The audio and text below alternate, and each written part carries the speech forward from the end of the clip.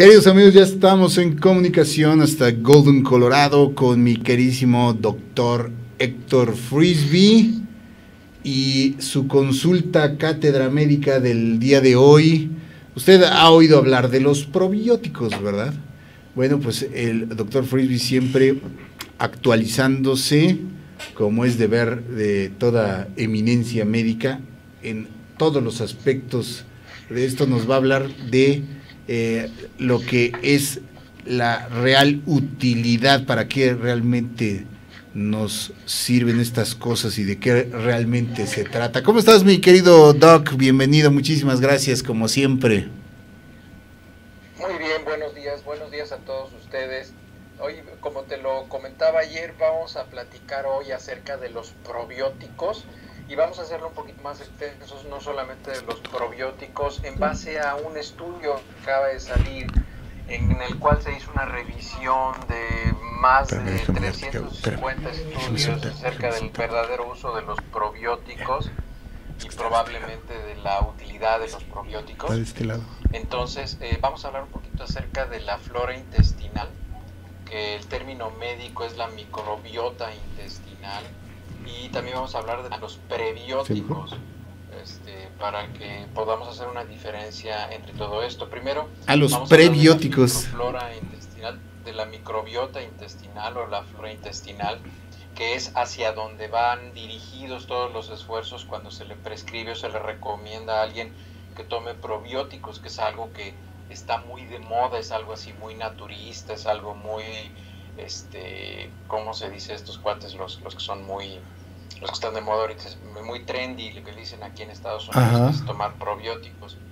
Entonces, la flora intestinal o la microbiota intestinal se conoce desde hace muchos años como un órgano que funciona en el intestino, y se funciona como un órgano porque prácticamente tiene una conducta muy particular en el intestino, y dependiendo cómo se absorben los alimentos, las vitaminas, los minerales y toda una serie de micronutrientes en el intestino, de eso depende mucho el estado de salud de las personas para su condición general de salud, o si es que tienen algún tipo de enfermedad, cómo se va a controlar esta enfermedad. Incluso también influye cómo se absorben los medicamentos.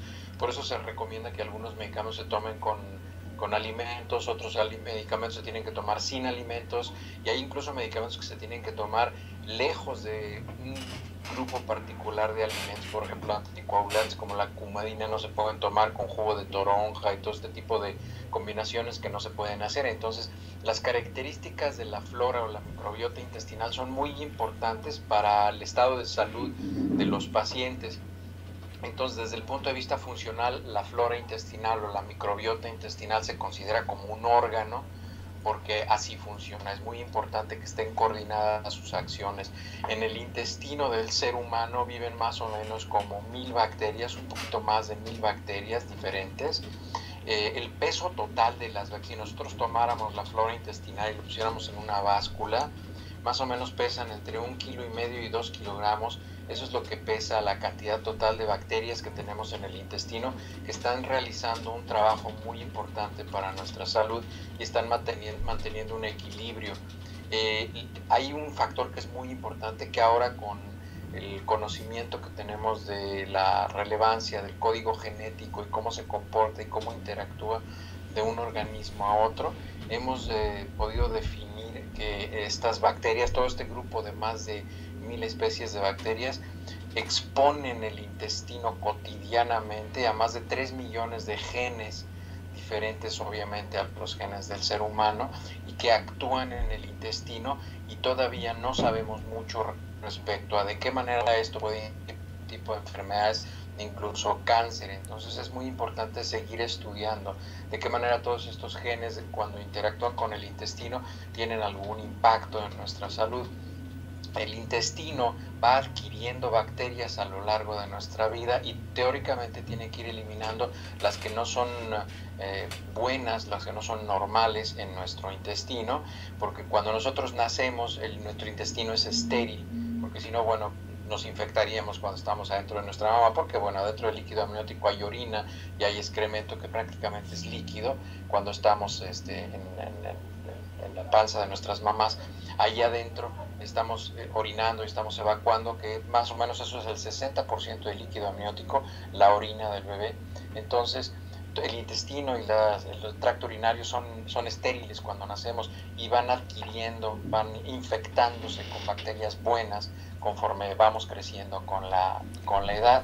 Y esta actividad bacteriana en el intestino tiene una interacción muy cerrada con algo que se llama el plexo mientérico, que es como un sistema nervioso muy particular que tiene el intestino, tiene su propio cerebro, por decirlo de alguna manera, y es por eso que es muy complejo el manejo de trastornos como el síndrome de intestino irritable, la colitis. Por eso nuestros estados de ansiedad influyen e impactan de manera muy importante en el intestino, porque está interconectado con las emociones y con lo que comemos y con muchas cosas, con nuestro estado de hidratación. Entonces por eso es muy importante. Ahora, antes de hablar de los probióticos, les quiero hablar un poco de los prebióticos. Los prebióticos son compuestos nutricionales, nutrientes que se encuentran en los alimentos que habitualmente nosotros consumimos, y estos prebióticos son alimentos que favorecen el crecimiento bacteriano de las bacterias que normalmente debemos de tener en el organismo. Muchas veces estos alimentos, si los comemos en grandes cantidades, como generan un crecimiento acelerado de las bacterias que tenemos en el intestino, causan gases, nos dan un poco de distensión. No es que sean malos o que caigan pesados, porque yo he oído mucha gente, es que ese alimento me cae muy pesado, eso me cae muy pesado. Probablemente lo que sucede es que tengan una cantidad de bacterias suficientes en el intestino, y si comen estos alimentos, esto motiva que crezcan un poco más las bacterias, y las bacterias empiezan a causar fermentación y esto les produce gases. Ejemplos de los alimentos prebióticos que fomentan el crecimiento bacteriano son la cebolla, el ajo, el poro, o el puerro, como se dice en España, los espárragos, los plátanos, el trigo, cereal de trigo, panes de trigo. Estos alimentos causan un crecimiento mayor de la flora intestinal o de la microbiota intestinal, y es por eso que mucha gente lo relaciona con gases, y porque bueno, están generando un crecimiento acelerado de las bacterias. Lo único que tienen que hacer es disminuir la cantidad de estos alimentos, siempre y cuando bueno, no tengan una alergia, ¿verdad? Siempre es importante cuando una persona identifica que tiene ciertos síntomas e incluso algún tipo de erupción cutánea cuando come algún tipo de alimentos, que se haga una prueba de alergias para identificar si es que tiene alguna alergia o si es solamente este fenómeno prebiótico que fomenta el crecimiento de bacterias en el tracto intestinal. Hablando de los probióticos no son alimentos, no son nutrientes. Los probióticos ya son bacterias, son microorganismos vivos que se ponen en el intestino, y son principalmente bacterias exógenas que se ponen de diferentes maneras. Se puede incluir vienen hasta en yogurts y vienen en cápsulas. Ahora, es algo muy importante que necesitan la gente entender. Para que estas bacterias, para que estos microorganismos tengan un efecto en la salud de las personas y que puedan sobrevivir cuando se ponen en contacto con las bacterias que normalmente viven en el tracto intestinal, necesitan tomarse en una concentración muy importante. Todos estos yogurts líquidos o sólidos o que les venden, que les dicen que son probióticos y que son muy buenos para la digestión y todo este tipo de cosas, necesitarían comerse alrededor de 15 yogurts al día para que alcanzaran una dosis que les beneficiara en el tracto intestinal. Si realmente van a consumir probióticos, necesitan tomarlos en forma de cápsula concentrada, porque tomarse un yogur en la mañana y uno en la noche con los Bacillus casei no les sirve de nada. La dosis que están tomando, las bacterias que tienen en el organismo las van a eliminar y va a salir en las evacuaciones muertas de esas bacterias.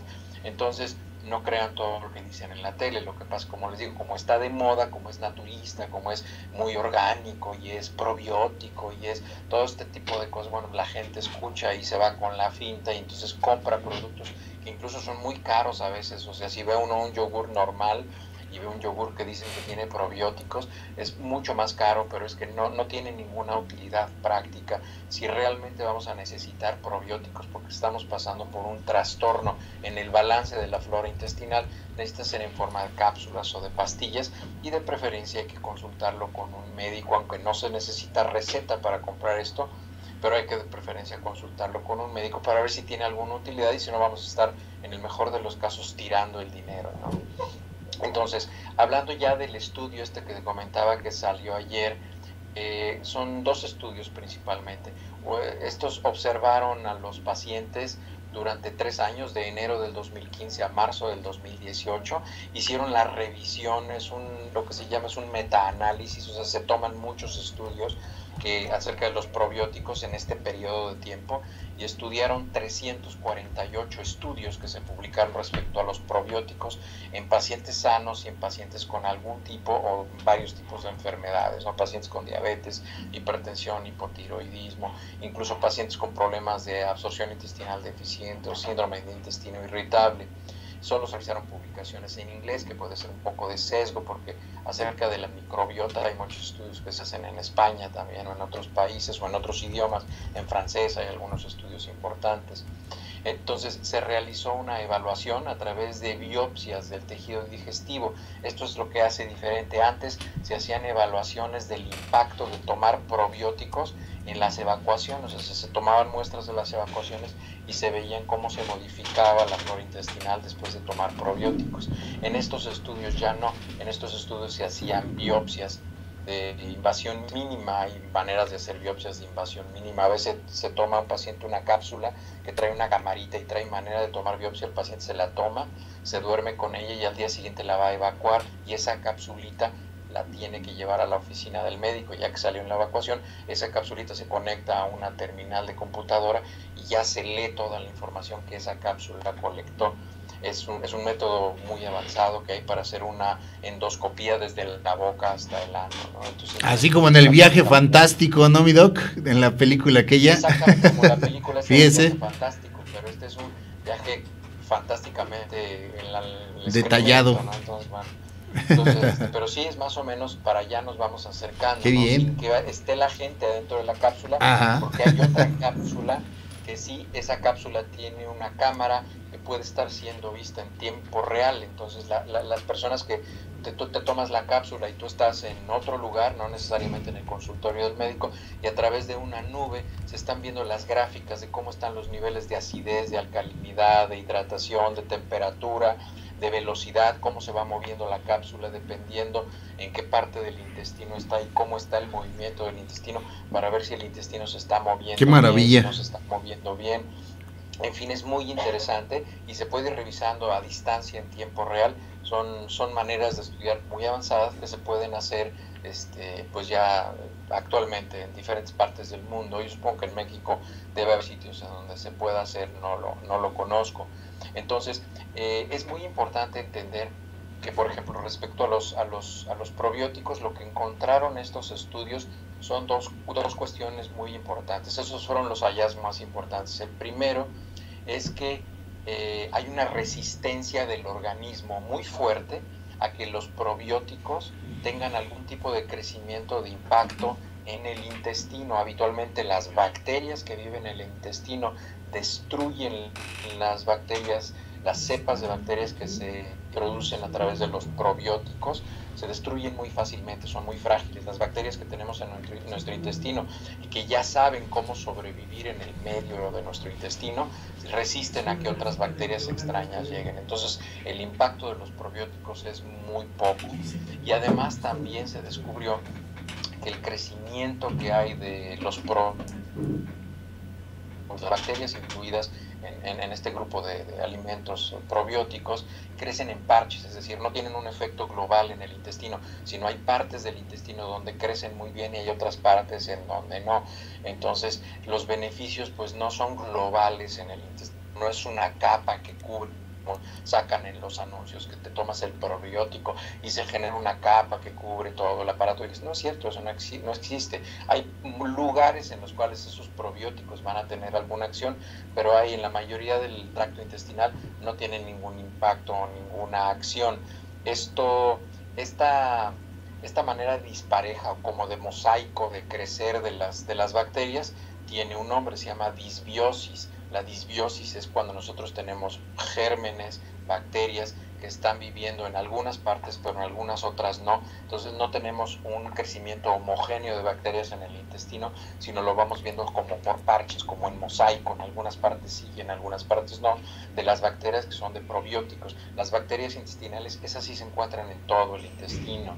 Entonces, también se describió en estos artículos que, bueno, el uso de los probióticos después de un paciente que ha recibido antibióticos, es decir, un paciente que le dan para una infección en la garganta, una infección en una rodilla o en cualquier tipo de infección, a un paciente le dan antibióticos y muchas veces hay quien recomienda, no, tómate unos probióticos para que se te restituya la flora intestinal, para que te recuperes de los antibióticos que tomaste, porque efectivamente muchos antibióticos matan las bacterias buenas y entonces hay enfermedades secundarias. No es poco frecuente que, por ejemplo, en una mujer que tiene una infección de vías urinarias, que le dan tratamiento antibiótico por 10 o 14 días, le vaya a dar una infección por Candida albicans, que es un hongo que crece en la vagina después de que se da un tratamiento prolongado por antibióticos, y es por eso que habitualmente cuando prescribimos un antibiótico para infecciones de vías urinarias también les prescribimos una capsulita, es una sola dosis de un medicamento para los hongos, y le decimos a la paciente, esta se lo va a tomar el último día de los antibióticos para que no le vaya a dar una infección por hongos. Esto principalmente se presenta en mujeres perimenopáusicas o posmenopáusicas. Entonces, todo esto ya lo sabemos, pero si un paciente toma antibióticos y después de eso se toma probióticos, ahí evita, el de estar tomando probióticos, evita que la flora intestinal normal, la microbiota intestinal, se recupere rápido. El que nosotros introduzcamos bacterias ajenas al organismo después de haber tomado un tratamiento antibiótico bloquea el crecimiento de las bacterias normales y entonces los pacientes se pueden enfermar, les puede dar diarrea, pueden empezar a tener problemas de distensión abdominal y les puede costar más trabajo porque están tomando probióticos. Lo mejor es que dejen que el curso natural del crecimiento bacteriano empiece a tomar, y probablemente lo que se recomienda más es que tomen alimentos prebióticos, es decir, que tomen alimentos que favorecen el crecimiento de la flora intestinal normal, y ya después si quieren nada más para que tengan tranquilidad mental se toman unos probióticos, pero unas 2 o 3 semanas después de que terminaron el tratamiento antibiótico y que ya le dieron la oportunidad al organismo que las bacterias normales crecieran como tienen que crecer. El impacto global del uso de los probióticos no está completamente bien entendido, no hay definiciones claras, por eso es muy importante que la gente cuando decide tomar probióticos, la verdad es que digo yo la recomendación que les daría es que si van a tomar probióticos, pues es que se compran un yogur con probióticos y que la verdad así como va a entrar va a salir, no les va a hacer nada, pero pues digo en el mejor de los casos no les hace daño, pero tampoco les beneficia. Es decir, la conclusión es los probióticos no son necesarios para tener un estado de salud o para un balance de salud, ¿no? Y muchas veces la última observación que hacen estos estudios es que muchas veces lo que se hace es que se hacen estudios en modelos animales, principalmente en ratones, a los cuales se les dan probióticos y al final, bueno, pues se sacrifican a los ratones y se les observan las biopsias del intestino, y este tipo de hallazgos en ratones se ha observado que frecuentemente no se puede traspolar a la conducta que hay en el ser humano. El intestino del ratón o de los animales de las especies menores se comporta de manera muy diferente como se comporta el de los humanos, y no hay estudios en especies similares al ser humano como simios o algún tipo de especie que se le parezca más al ser humano. Entonces los estudios que se hacen pues son en base a los pacientes que por afición, por gusto, por convicción toman probióticos, ¿no? Entonces esta es la opinión que hay respecto a los probióticos, y pues bueno, me pareció interesante comentárselo, ¿no? Claro, es entonces básicamente puro marketing, doctor, todos estos productos que se expenden y se venden. Lo que sí estaba yo pensando también en los productos estos para, que ya nos has hablado también de ello, para desparasitar, esos sí le dan en la torre también a estas bacterias, se arrasan parejo, ¿no? Por eso luego son más perjudiciales o se sienten, le advierten a uno mismo que tienen estos efectos secundarios y te piden incluso a veces que dejes de tomar productos lácteos o todo este tipo de cosas mientras te sometes a esta desparasitación, es por eso mismo, ¿verdad? Lo que pasa es que, mira, cuando nosotros sospechamos que un paciente tiene un parásito intestinal, es muy importante por los efectos tóxicos o efectos secundarios que tiene los medicamentos que se utilizan para las parasitosis. Es muy importante identificar el parásito, entonces por eso hay que hacer una prueba. Eso de estarte desparasitando, hay gente que tiene la creencia que yo me tengo que desparasitar cada 6 meses o cada año. Sabes que ya me duele el estómago porque no me he desparasitado. Más bien cuando una persona está teniendo problemas recurrentes intestinales, con distensión, flatulencia, todo este tipo de cosas, más bien es un problema en los hábitos intestinales, en los hábitos nutricionales, cómo comen, qué comen, con qué regularidad, cómo están tomando agua. Más bien está relacionado con eso, más que porque tengan un parásito. Entonces, eso de desparasitar prácticamente, pues no es algo que se recomiende. Si es que se sospecha que se tiene algún tipo de infección parasitaria o bacteriana, hay que hacer un cultivo del excremento, hay que hacer un estudio de parásitos para ver qué es lo que hay en el excremento y dar el tratamiento específico, porque los medicamentos son muy agresivos y causan muchos efectos secundarios como para estarle tratando de atinar o darles un medicamento que no va a funcionar. Aquí estoy viendo que pregunta Carla Alejandra Flores que si nos puede dar una infección por antibióticos. No es que dé la infección por antibióticos, Carla, como lo explicaba, es que cuando nosotros tomamos un antibiótico, los antibióticos son de amplio espectro. ¿Esto qué significa? Que el antibiótico, si tú tienes una infección urinaria, por vamos a decir Escherichia coli, que es la bacteria más frecuente que causa infección urinaria, si yo te doy un medicamento para tratar una infección por Escherichia coli, en las vías urinarias no solamente se van a morir las Escherichia coli, se van a morir otras bacterias, y muchas de ellas son bacterias que tienen que estar en el organismo en diferentes espacios, en el espacio intestinal, en el espacio vaginal, por ejemplo, y entonces es muy frecuente, como se los comentaba, que mujeres perimenopáusicas o premenopáusicas, o mujeres que tienen incluso alteraciones del ciclo menstrual, que no tienen sus niveles hormonales adecuados y por lo tanto tienen un desequilibrio de las bacterias intestinales vaginales, van a necesitar al final del tratamiento tomarse una cápsula de un medicamento contra los hongos, porque Candida albicans, que también vive en cantidades muy pequeñas en la zona perineal, cause una infección en la zona vaginal. Entonces no es que los antibióticos causen una infección, pero los antibióticos, como matan bacterias, matan la mala, pero también matan algunas buenas. Entonces tenemos que esperarnos para tener un equilibrio de esta infección. Oiga, doctor, una pregunta, no sé si es una barbaridad, pero ¿tiene esto que ver también con esos problemas luego intestinales que le van de paralización del intestino o de oclusiones intestinales? ¿Tienen alguna relación con esto, con la falta de estos probióticos naturales o de estas bacterias naturales en el intestino?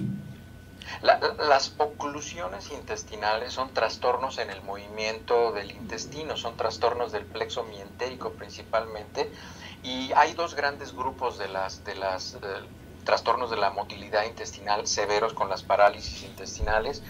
Unos son pediátricos, son niños que nacen con trastornos o de la musculatura del intestino o del plexo mientérico, que se llama plexo de Auerbach. Entonces son niños que incluso pueden tener algo que se llama volvulus, que es cuando el intestino se mueve de manera tan anormal que como que se mete en sí mismo, como si metieran un calcetín en sí mismo.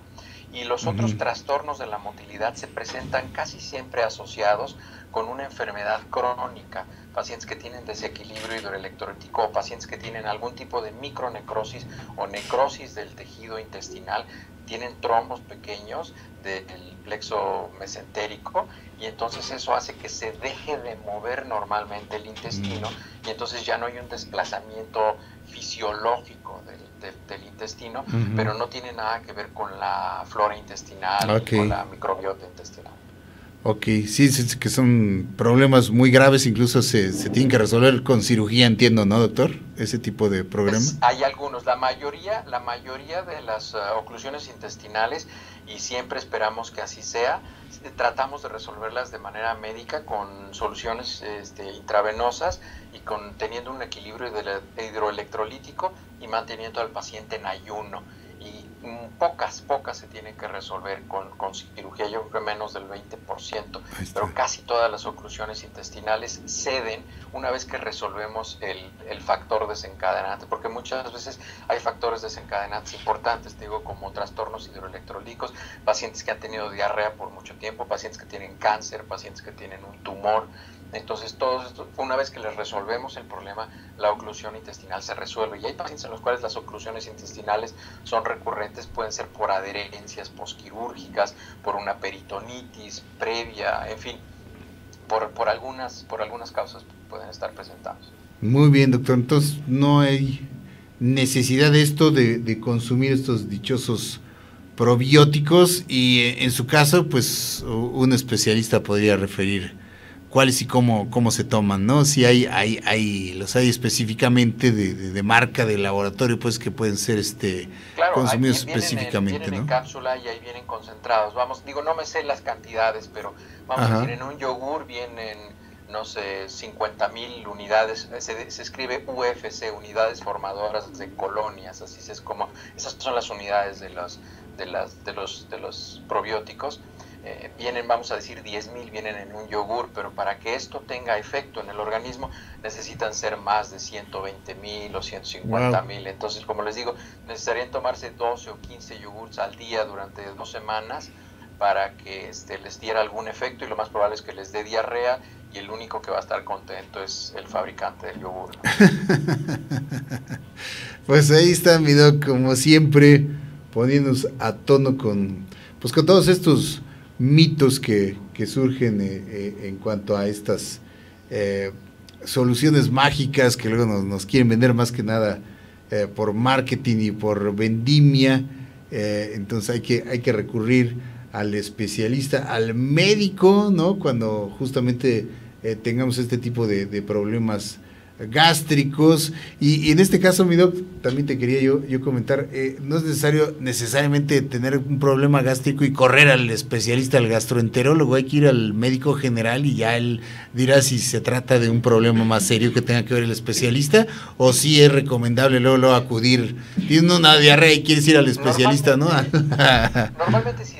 Mira, el problema es que si tienes algún problema intestinal, depende de si está acompañado de dolor. Si está acompañado de mucho dolor, hay que ir al médico, pues a la sala de emergencias, para ver por qué es el dolor. Pero si es una diarrea o es un problema menor intestinal, casi siempre nuestro organismo tiene la capacidad de resolverlo en 48, 72 horas. Nada más que hay que bajarle a la cantidad de alimentos, prácticamente estar en ayuno, solamente tomar líquidos, alimentos que no fomenten la producción de gas, que no sean prebióticos, como los mencionábamos hace rato, alimentos que sean fácil su digestión por el organismo, y hacer esto unos 2 o 3 días, llevar una dieta saludable, principalmente muchos líquidos, y el paciente se va a recuperar. La mayoría de los casos se va a recuperar más rápido. Y por ejemplo, me pregunta aquí Socorro Arana respecto a la intolerancia a la lactosa. La intolerancia a la lactosa es casi siempre, es prácticamente universal en adultos. La lactosa no es un azúcar que se deba consumir por el ser humano. Cuando se desdobla la lactosa ya se obtiene glucosa y galactosa, ¿verdad? Son las dos azúcares que se obtienen, pero hay gente que no tiene la capacidad de desdoblar, es un disacárido, es decir, está compuesto por 2 azúcares. Hay muchas personas que no lo pueden disolver, no lo pueden desdoblar, habitualmente adultos que ya no tienen, más o menos como el 70% de los adultos tienen intolerancia a la lactosa. Entonces lo único que pasa es que como no se puede absorber y se queda estacionada en el intestino, se fermenta y causa mucho gas y causa un problema inflamatorio en el intestino, y este trastorno inflamatorio se transmite a todo el cuerpo. Entonces causa fatiga, cansancio, dolor en las articulaciones, en algunos pacientes les causa mareo o dolor de cabeza. Entonces la verdad es que no es recomendable tomar leche de vaca después de los 8 o 10 años, yo nunca lo recomiendo. Afortunadamente existen opciones como tomar líquidos como son parecidos a la leche, como es la leche de coco, la leche de almendras, que no contiene ningún tipo de proteína animal, y esto pues no causa ningún tipo de distensión o ningún tipo de problema de trastorno intestinal. Pues ahí está, querido doctor, cubriendo todos los ángulos y resolviendo todos los problemas. Muchísimas gracias.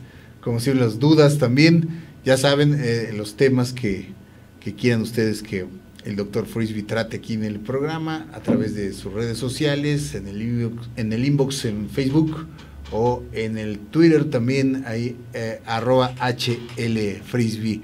Muchísimas gracias, como siempre, doctor, por esta consulta cátedra. Ahora sí ya te abrieron tu oficina tempranito. Sí, ya abrieron temprano, entonces ya estoy aquí, mira, les enseño, ya tengo aquí temprano abierto, entonces ya, aquí ya es otoño, ya se cayeron todas las hojas. Mira. Ah, mira qué padre ya. Ya se ve así. Ya no tardan tus primeras nevadas por allá seguramente, ya mi doc. Primera nevada la semana pasada. Ah, ya la tuviste, órale. Pues muy bien, ya comienza el paisaje navideño por allá. Gracias, mi doc, cuídate mucho. Te mandamos un abrazo y todo nuestro agradecimiento y nuestro cariño, como siempre. Gracias, doctor. El doctor Héctor Frisby, ya sabe usted, siempre con estas consultas que le digo ilustrativas, que son consultas y cátedras de medicina, que por eso nos siguen aquí también varios de sus colegas y por ahí una chica que es enfermera decía que no se